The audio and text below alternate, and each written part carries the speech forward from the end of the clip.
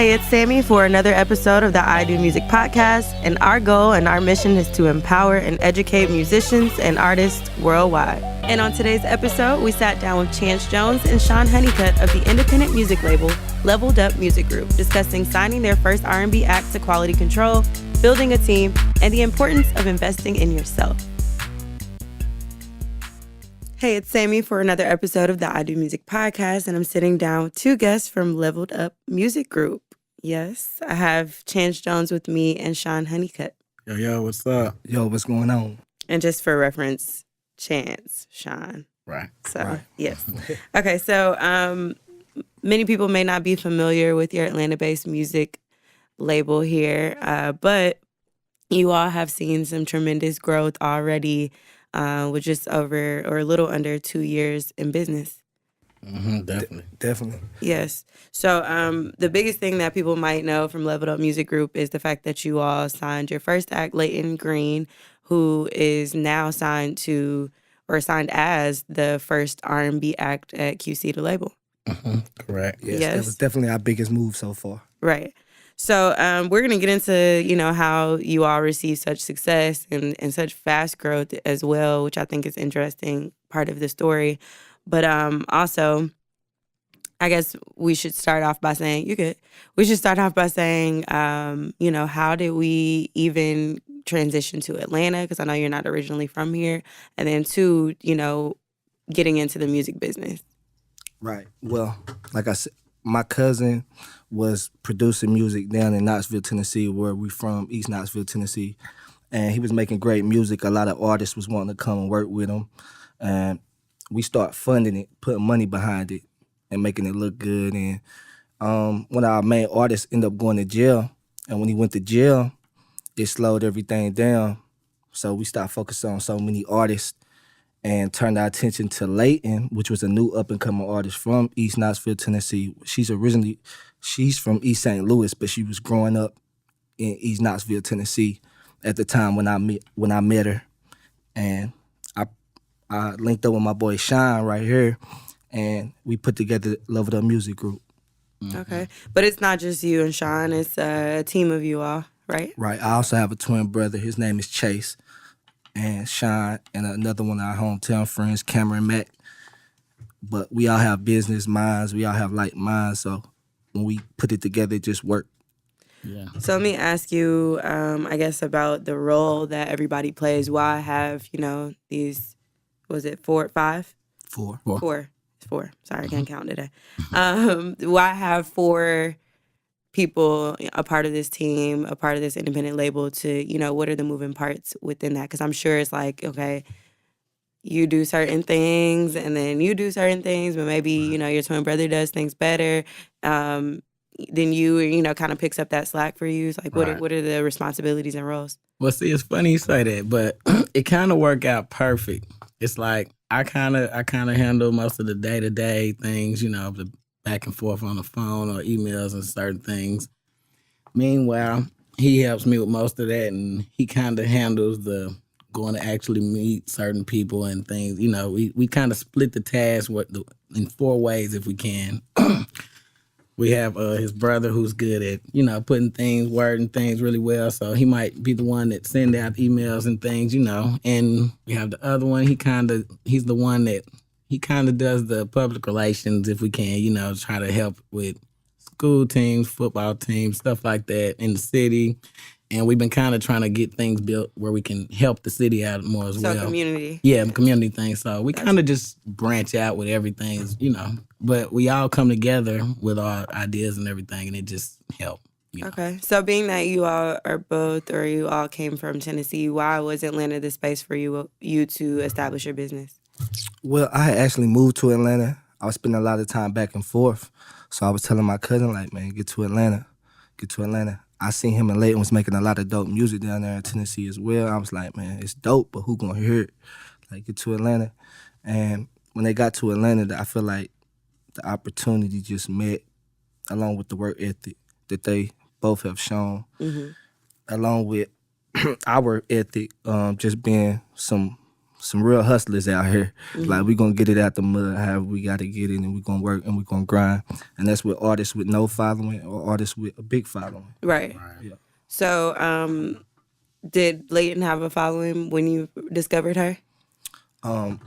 Originally when I met Layton, she had no following, but her following, she had like a video go viral. The So Kodak that Black, spiked it. the Kodak Black cover. Right, the Kodak Black cover. Right. So when that spiked it, it was just like, she went from like 6,000 followers, I want to say, to like 100,000 followers. Wow, that's And a from huge jump. Right. I'm talking about a time where every Snapchat had her video on there. Really? And it was just a video where she just was, laying on the floor, like just singing the song. She just put it on, Usher's beat, just the whole remake. But it was like a perfect collaboration. It was just perfect. So it was just a cover, and she put it on YouTube, and people just found it. It went crazy, went viral. I think one of the main things to separate Layton is just her tone. There's not a lot of artists with her tone, and then her swag and her style, how she act. Like, she'll be a female to date like a little baby, like a hood nigga, kind of like a Faith Evans. You know what I mean? That would date like a Biggie or something. Okay. So I feel like that's her advantages. Okay, so yeah, that circulated like 50 million views on YouTube. So prior to that, you had already found her. Y'all were already working with her. Yeah, I was gonna say. Was that a strategy behind it? Yeah. Well, what we did was a little no strategy, kind of. They were already working with her. I was kind of trying to help what I could, and they ended up recording the song and putting it out. Kind of put it out there on YouTube before we knew what we had, really, 1 million led to 12 million, led to 25 million, took it off. Put it back up again, thought we had it together this time, go to like 12 million. His cousin took it off again. Why were you taking it off? Taking it off because he wasn't making any money from it, and that was definitely not the thing to do. So then, put it on a third time. This time, he wanted to take it off again because he was trying to make it monetized, but he wasn't understanding it, wasn't able, or whatever, Well, on YouTube. Yeah. Right. So, knowing that he wasn't getting paid for it, he was just trying to get it off or whatever, but we just let him know, like, hey, you can't take this off. This is collateral. We need this, Left it on there. LMA had like 20 million when we had like 28 million views on YouTube. LMA got signed, the Queen got, like, when these certain things went on, they shot past the video, but long story short, we was writing the rankings, battling with that, everything was good, but we grinded it out, but we needed to put our own music out, which was myself. We did our own original music. We let her, we put that out. Man, it did great. We put it out last May. Put what out? Oh, I'm sorry. We put out myself, Layton Green, myself. We put that out last May. It's been a year. It's been a year now, and we're at 37 million views on YouTube on that. That's amazing. Another 10 million plus maybe Spotify. A lot of other sources, but we shot a video to it. It even did really well. I think my fault, not to cut you off on them, but I think what showed the significance in those records was that it was an original record. It was the first original record she had recorded.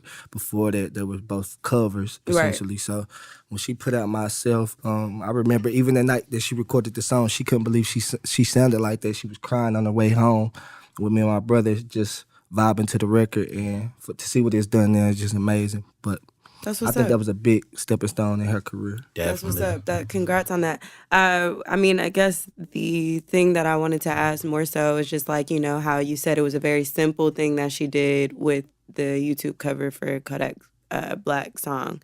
And I think that, or what would you say to people who, try to do these elaborate videos or try to do these elaborate like covers and, they invest so much into it and they don't see any reward.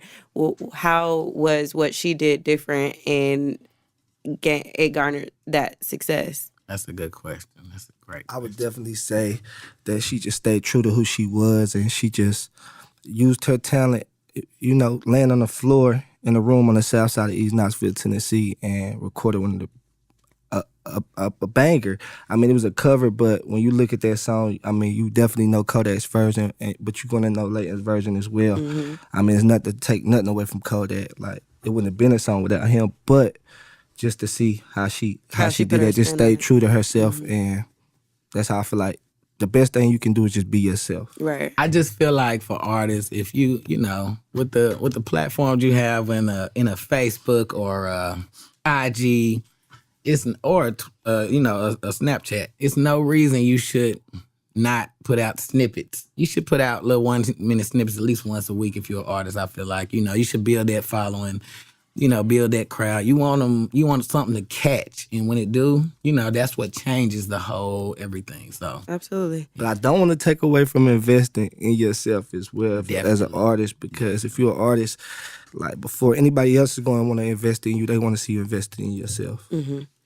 So you all said that this label, Leveled Up Music Group, started off as a simple idea, but why was it a simple idea? I mean, I know you said, you had your cousin who was producing, but, like, what do you mean a simple idea? It wasn't simple. My brother told me I was crazy when I told him we need to get in the music game. He said, you crazy, we need to throw parties, we need to... What were you doing before that? Originally, we had just started, I wanted something separate, away from the streets, that just had my name on it, that was just, we could do. And I didn't know exactly what, I'm going to be honest. I spent a year trying to figure it out. Gotcha. But once we did figure it out, like I said, we had an artist before who was very talented, a rapper, but he went to jail. And we had everybody in our city wanting to sign to our label. But I realized early on it was going to cost a lot of money to do that. It cost a lot of money to fund one artist. So to really do it the right way, I mean, we had to set a slow our road and focus on one. Now we can focus on many. Yeah. How do you deal with things that come your way, such as, dealing with an artist who runs into trouble with the law? I talk to a lot of people on this podcast who have been in the business for a long time, and then they'll run into a situation like, oh, well, there's, this artist that I invested so much money into, or so much time, which is valuable as well, into, and then all of a sudden, boom, they go to jail. And it's out of your control, because it's like, what can I do now? If I may. Nah, but we haven't had that issue come along, so we couldn't say off of experience, but I think you was referring back to my cousin. Yeah. Right. The one when he went to jail. Yeah. I'm right. sorry. But that was right before he came on. I was about to say, but man. I will say, it's detrimental, because, I mean, investing in an artist in itself, like, unless their music is making money, you're not going to make no money off of them. Unless they doing shows, you're not going to make no money off of them. So you just investing money. You just spending, not making no. So when you invest all of that, they go to jail, it's detrimental. Everybody hurt. Are you how do you feel about it? Like, were you... I mean, depending on the situation. I mean, I know that was family, but right, it don't matter. Yeah, you invested money and time. And so I was hurt. I just had to reevaluate. I had to go back to the drawing board. But when we went back to the drawing board and came back, we executed. We put together the right play. But it took a loss with him going to jail and with losing that money to see, okay, you got to do this all the way the right way, or it's not going to work. But speaking on that, and now, getting back in, like, one thing about it, they never left him in jail alone. They made sure he was straight all the way until he come home. We had him a nice party when he came home, try to get him back going as soon as he got out. So, Yeah, of course. So in the future, if it came along, I mean, I think we would, of course, be there for him and try to support the situation. But for the most part, we would try to, try to keep it as clean as we can, Absolutely. Of course, that's the ideal situation. Right. But I mean, it's at the end of the day, I always wonder, because it's artists, and then there's also your business and your name and, like, what you are putting out into the atmosphere. So that's why I asked that question. But great answer. So how did it come about that you all were able to sign the very first or get QC to sign the very first R&B act to the label? How did that situation come about? Did they come to you? Did you come to them? Like, what was the situation? Well, back in May when we put out Myself, we then followed up with a video. We followed up with a video to Roll in Peace. We had to go back and shoot that viral. We shot a video to Fed Up as well. Her Kodak, I mean not her Derez Deshawn remake, which is doing well on YouTube, 15 million plus today. Just That's another one. She did these two before her original. Got you. But we wanted to get away from that, make sure we don't get labeled as no cover girl, Nah, we need to make original, So we did that with myself, and when we put the video out, we did it top of the line, everything. We premiered it on BET. Yes, I saw that. Did really well. So you all doing your own, is everything coming just from you all, the four of you just promoting it or pushing it to BET and asking them hey, can you pick this up? Or are they honestly, we paid. You pay. We paid. Well, thank you for being transparent. But I mean, we built a team around us, even her managers all around. It's a lot of people in the back that you can't see. It's a lot of things that we put in place that it got us here. It's a lot of things that you may not see. Like, for instance, a guy that put us on 150 platforms. He got us on there neatly organized, well, the whole nine. And this guy, those little things that you can't see, they are some of the things that help get us out there. It might cost a lot, but it's the little things that you need to get where you're going when it comes to this, When that started, though, I say, what was it, August? We started with Columbia. We get to Columbia Records. They wanted to have meetings. We were talking with them then. But is it a matter of someone approaching you, or are they approaching y'all? No. No, you're taking the meetings. You're I need to set up a meeting with Columbia. How does that work? Nah, they reached out. They reached out. Yeah, they reached out. That's what I was going to say. They seen what she had going on. They seen the movement. Right. And we flew out and met with them. Got you. Okay. We met with a lot of labels, but QC, I feel like, fit for Layton. The mode, yeah. For her. Yeah. I feel like for her brand and where she going over the next 5 years, I feel like it make the most sense. Got you. We had what they call a bidding war. Right. And it just made it all work out. How did that feel, that experience, being able to kind of play your cards? Amazing. Yeah. I mean, we was immediately put in a position where, all right, let's see where we want to go. Right. So it kind of, it's like getting recruited. Right. If you're an athlete, right, and everybody bring you to their school and show you the best of the best and what they had to offer. Right. Right. That's dope. Okay, so you said you felt like QC was the best situation because of her brand. Right. It came down to her brand. Right. Yeah. Identity. Right. And it was kind of something that they didn't have, and it was a perfect fit. What can you give them, Right. So you were able to, negotiate on your behalf as well, and now you are representing QC as A&Rs too. Right. Yes. So what does that look like? How do you A&R? So now you just go find talent for them? Yeah, or talent comes and finds us sometimes. but yeah, we're definitely looking for artists. We definitely want to promote that Leveled Up Music Group is definitely willing to, find another artist that could compete with the likes of Layton Green. And we just want to, push our brand and let it be known. Yeah. So what are you looking for when you look for artists?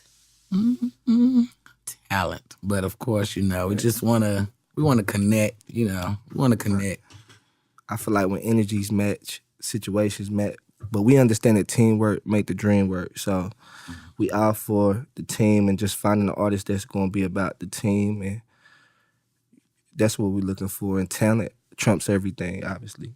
So let's talk about building this team, because you talked about it a little bit just before we discussed actually signing with QC. But you were saying that you built a team around Layton. She has, of course, her day-to-day and, I'm sure, PR and, other things, right? Right. But how have you been able to, I guess, trust in people to be a part of the team, adding new additions to the team? Obviously you weren't here from the very, very beginning, but they trusted you as somebody that, they knew, which is also kind of a thin line. Do you do that? Do you rock with somebody you already know? Right. Or because I actually have an independent label myself. We're very new. So I struggle with that. So that's why I asked for up and coming labels and things like that? How do you decipher what's going to work and what doesn't work? You talked about losses earlier, so I don't know. I feel like sometimes you gotta go through a tough situation with somebody already to know their character sometimes. Because, I mean, until something goes bad, you don't really know. I feel like me and Sean, we had already been through experience. We grew up together, so Gotcha. it was no lack of trust there. Yeah. And we're relieving. It was even people that we brought on after the fact that people told us we shouldn't trust, but our intuition and our instincts, we allowed ourselves to trust them, and it worked out. That's what's up. Right. Yeah, I feel like you shouldn't, label somebody before you're able to like see for yourself. So I agree with that. Yeah, No going worries. back to what he said, I mean, pretty much, I mean, you really can't, you can never see, of course, like you say, until something serious comes up. But, I mean, when it came to us, we just we trust what we already knew with the people that we were bringing in, Like one guy brought in Johnny Cabell, a good friend of mine now, He sat down with us too. Oh, really? Oh, okay, yeah, good friend of mine. But yeah, we he kind of he helped us in a lot of ways as far as connections, showing us the way and whatnot. And he brought in partners as well, and we trusted him with that. Some things worked, some too much maybe it didn't. But long story short, it all worked out because we trust. Once you in and you got the trust, okay, we're gonna let you bring him in and you got the, Yeah. But we just build on that, and if everybody feeling the same energy, it's pretty much that's how it started, and just build from there. Okay. So with the, I guess, resurgence of like all of these independent music labels who are, seeking maybe the bigger label like distribution deals or like a situation that you all have now with QC, how would you say your company and your label is different from anybody else's? Like, what is Leveled Up? What does that even mean? What's Leveled Up? Leveled up is just about leveling up in every aspect of your life. Every aspect. You can't level up if you ain't taking care of your kids. You can't level up if you ain't, pushing your brand. You can't level up if you ain't trying to own something independently. So that's what we on. Like, we stand for kind of what NIP stands for, just as an independent label and not an artist. Gotcha. But yeah. And then I guess just what would make Leveled Up different from anything else out there? Like, why would an artist feel inclined? What make us different is it's not what you know, it's who you know.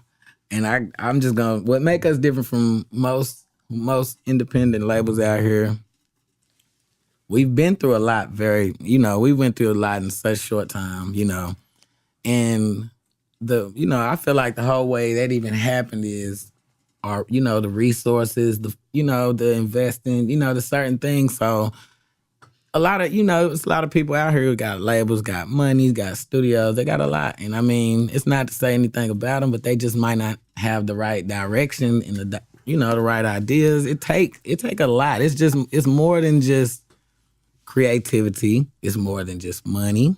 It's more than just, it's a lot. It takes every angle. And with what we have, I feel like we have partners and we're able to offer a lot with that. And that's, I feel like that's been our winning key since day one, honestly. If I'm saying something and it just might not make sense with one of the two of the others, we make sure we're not too scared to speak up. We speak up and we make sure it makes sense. We all agree or not, But I think what makes us different as well is just us four is going, whatever is ours is yours now, essentially, because we got to protect the artist first because the artist represents us as well. So, you know what I'm saying? From anything you go to jail, we still going to be there for you. Still there for my family who went to jail. If, just any situation, we're going to be there. We're going to actually be hands-on. We're actually going to put the work in and day out. So That's definitely. what's up. How do you find a sense of balance? Because you talked about it just, like in this short amount of time, being that you've experienced a lot, like you've gone through certain challenges. And then I guess even to add on to that, like what challenges or what can you think about a time where it was like an extreme struggle and then like how did you make it out?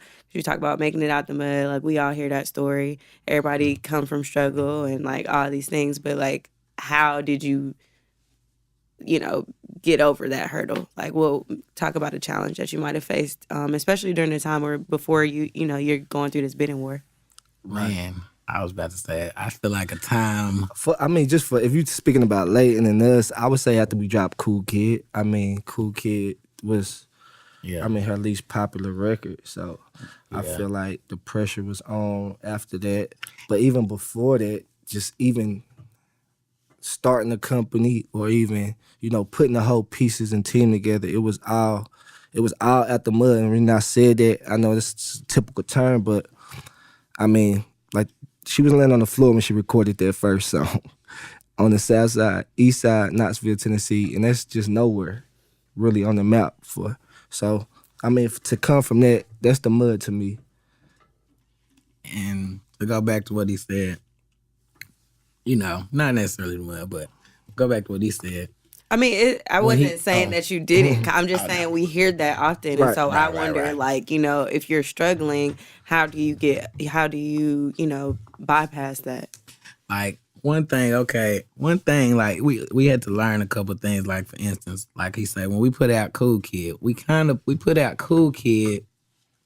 I can remember being on that same Friday that we went to the first label we went to, so they were watching the numbers. Mm-hmm. Put a lot of pressure on us, being that we was in between the label, and being that we were, certain people would have said, "Hey, y'all should have waited and before you drop any more music." They call y'all about the one, and that's really probably a good idea in some cases. So, certain situations like that, you just learn from, Yeah. Yeah. So it was more of just like a learning experience. Yeah, but of course, it's been a lot of the, oh Lord, it's showtime, and the heel broke that. We got a lady, makeup artist didn't show. We got a lot, so we have to freestyle. We gotta do whatever we gotta. I remember one time somebody didn't bring the chair or something, and we needed it. Oh man, I went and found one in the school. We was at TSU homecoming, but you got to make it work. However you can, you just got to make it work. I done went and stole somebody's teacher chair out the classroom. Just had to make it work. Just had to make it work. So make it work. What's next? Like, what are we looking to bring to Leveled Up and QC? Like, and how does that work? I know we talked about it off the record, but how does your label situation work? Well, our label situation works like we have QC has the first right of refusal for any artist we bring on to Leveled Up. And so explain to obviously people what we're that working means. Like right of refusal. Right of refusal just means that they can either pick you up. If we brought them across their desk, they would look at you, but would they pick you up or not would be the question. Obviously, they invested in us, so they believed that we would bring them the next top talent. But, it could work either way. Just basically mean, before we go to anyone else, Warner Brothers, Republic, whatever, places we already had them relationships with now, before we go anywhere else, we would first go there, if it's an artist they like or won't think they believe in, we got another signing situation immediately now. It's not, we got to go out here and really see, and, we kind of right there. So we kind of working for them as A&Rs, as well, while we still building our label. But we have some new artists to come. We have we got a hot one coming. We got a hot one coming. We're real excited about. We just another female. And it's a female. Another female. It is a female. Oh, y'all got something going, huh? It's a female. I mean, that's what's hot right now too. Yeah, how do you feel about the state of like female artists right now, especially with like within like, I guess, political, social climate too? Like, there's so many things around women's issues. I just had this conversation yesterday, so I'm kind of. They are tougher. In it. Women got a lot to talk about too. It's a lot of strong women out there. It's a lot of dope music going around. Why you say women are tougher? Or what makes you say that? Women are tougher in the aspect of, the label as we have to put into. Oh Lord, that could be a lot, but but at the same time, women tend to have a lot inside that they need to get out, and that be some of the best stories, so. Mm-hmm. So is like, or are your artists like writing for themselves? Or y'all bringing in other like pieces too? We have a couple writers that we're going to bring in. We haven't brought them in yet, but it's in the works. Like, And then we have a couple artists that we're about to sign that are, like he said, female artists. And then we have one potential male artist, hopefully, by the end of the summer, it'll be worked out. But so let me ask you how you're planning to balance, because I know initially you were like, you know, let's put the focus into one artist and invest in that one artist. But now that you're seeing some, you know, growth with that, and you've seen substantial growth within this short period of time, now you're like, okay, let's add on other artists. How do you plan to balance that between, you know, not just the label, but your actual life, your personal life? I don't know, y'all have kids, y'all got families? We kind of mixing partying with the business. Like, it's not really partying. It's like this type of work it's fun work. So it's not like we complaining about it. Like, we get up looking forward to it every day. We got up looking forward to coming here this morning. Thank you. Yeah. So it's like, it's fun work to us. Yeah. It's kinda easy. I mean, you know, you got your home life. The time it get hard is when you got to travel a lot. That comes, but doctors travel, nurses travel. You know, it's like that. So, but you know, it's not like we not traveling for a reason. When we travel, it's for a purpose. Then we have partners. So now we get to splitting it up. You know, split up the detail, and you know, and everybody don't have the pressure on one person. Right. So it kind of make it easier for the families as well. So yeah. That's what's up. I'm excited for the team. I'm excited to hear about, you know, the new artist. I guess we're not really talking about who that is yet. Not really. Okay. We're working out the details on paperwork right now. You know, I be trying to get it out. We would love to be able to bring them back by here when we do. Okay. I mean, we don't really sit down with artists on the podcast. I'm saying that publicly again because I had to put it on my Instagram, my Insta story, and I didn't want to offend anyone. Right. But the only performing artist we've actually had on the podcast was the legendary Bone Crusher. Oh, that's so that makes, you know, a little sense, and he has other ventures. But we are interested in the stories of the people who make the moves behind the scenes, which are people like you. Oh, appreciate it. So I'm also curious to know, like, why you do music. Like, I know you kind of, like, it fell upon your lap. Like, let's just kind of get into it. You had this, like, intense thought to do it. I didn't really. I feel like I always want to do music. I feel like him as well. I feel like all of us all want to do music. Y'all was artists at some point? No, we all threw parties a little before. So we all, like, you know, we promoted shows, through show. We brought artists in and did it that way.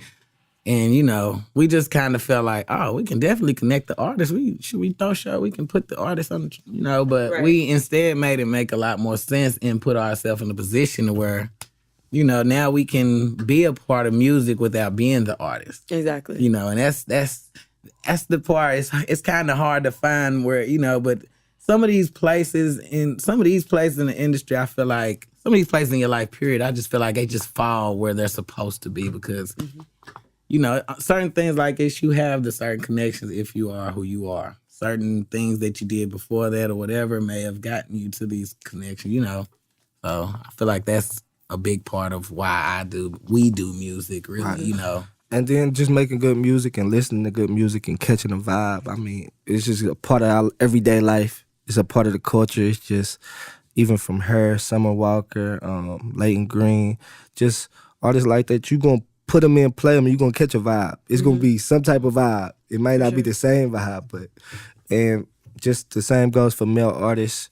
We just want to hear good music. That's what's up. I'm happy to hear that y'all are investing in good music. Also, you mentioned something earlier, too, about just, you know, like your relationships and the connections that y'all have. Talk about how important that is for you or anyone that's attempting to put themselves into the music business and the entertainment space, like having like a Rolodex of contacts you can really pull from. Very important. Very, very important. And how did you build that? Like, how do you meet these people? I mean, you know, every video shoot you go to. Why are you pointing at him like that? I point at him like that because, man, he's a networking guru. Like, he don't stop. He answers the phone throughout the night and all that. You never know who you talking to, right? And how important that conversation can be. You just never know. So you got to take them out halfway serious at least. You know, not all, but you know, the ones that kind of can be. You know, but honestly, you got to do these podcasts. You got to meet the people. You got to get to know everybody. You want the people to know you. So upon moving to Atlanta, were you going to all like the events? You were going to all the showcases? What are you doing?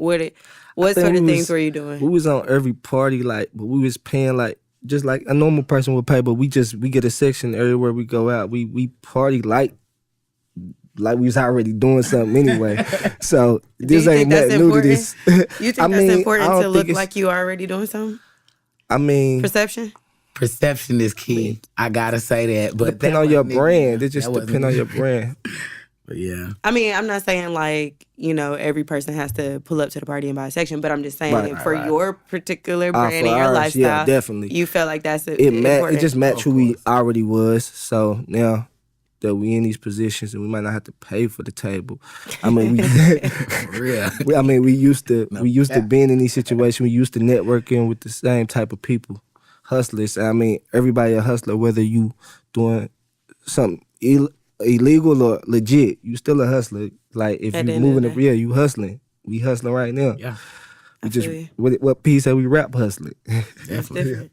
So one of my questions would be, what advice would you give to the person, that just started, that's just laying down the foundation for, whatever it is that they're doing, be it the artist, be it the manager, be it the label, the independent label, similar to yourselves?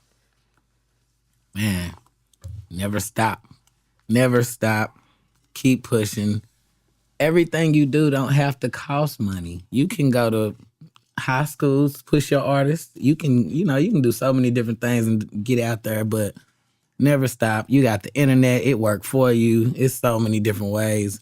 You just have to find a way to make you and the artist work, or the artist just have to find a way to connect. Yeah. That's one of the biggest things, but yeah. Yeah, you think that consistency is what helped push Layton to where she is? Right. Definitely. Like, I don't think if we would have even failed, stopping was an option. Yeah. If we'd have lost all the money we put up, we wasn't going to stop. So I feel like you just got to have a backbone and not be willing to give up or quit when you hear something you don't like or when something don't go your way. How do you deal with failure? Get up. I'm so used to it. I'm so used to failure and failing that it's not going to affect me. It's not going to sway who I am. It's not going to sway my judgment or my morals. I'm not going to sway that for nothing. I'm not going to stop for nothing. Yeah. I don't feel like you can get to the top if you don't fail. I just don't see it. Yeah. It got to happen a time or 2 or 10 before you get there. Hopefully it don't have to happen every time. I'm tired of failing. You show right. You show right. That's what's up. Man. We're going to take some L's. Yeah, for sure. Yeah. What you think the city of, are y'all looking for artists in Atlanta? Or y'all just like... We're looking for artists everywhere, but artists in general? Obviously if you're in Atlanta, it's a lot easier. Yeah. Everything easier. But, we're looking for artists everywhere. If they're willing to travel, move, whatever, we willing to figure it out, if it's worth that, for sure. For sure. Yeah, for sure. Okay. Well, I guess we've talked about what you got coming up, so I can't ask, but if there's anything else you want to leave for the people, you're more than welcome to. Well, follow us on IG. Well, I was going to get there. there. Well, let me take it back again. Layton Green. Layton Green, her first single under QC, Quality Control, Leveled Up Music. That'll be coming next month, so stay tuned. Okay. I can give y'all a little exclude. That's Lil Baby and Young Miami on there with her. I was just about to ask. I'm like, are there gonna be collaborations? Oh yeah, now this is pretty obvious. Her. It's like, man, it's like just skip the EP. Let's just drop the album. Really, like, really, like. So it's gonna be EP then the album. But it's gonna go crazy. It's gonna be crazy. It's gonna be a crazy summer, and just stay tuned. Next month will be a big month. Big month. Dope. Dope. Well, lovely. Now, can you tell them where they can find you on social media? You can find me at Chance Jones 1. Okay, you can find me at Honeycutt _LMG. That's HONEYCUTT _LMG. But as for Leveled Up Music Group, look us up. That's Leveled Up Music Group, LEVELDUPMUSIC. Group music group. Leveled Up Music Group. You spelled that out. It's too much, man. I'm like, it's too much. But, let go. But yeah. Well, thank you, you guys, Chance and Sean, for tuning in and being present here and just sharing some of your story with us. And I'm excited to see, the growth, more growth from Leveled Up Music Group as well as Layton and QC. As always, you guys can find us on social media at IDM Podcast, as well as myself at Sammy Approved on all social media platforms. Thank you. Thank you. Peace. Sonically superior.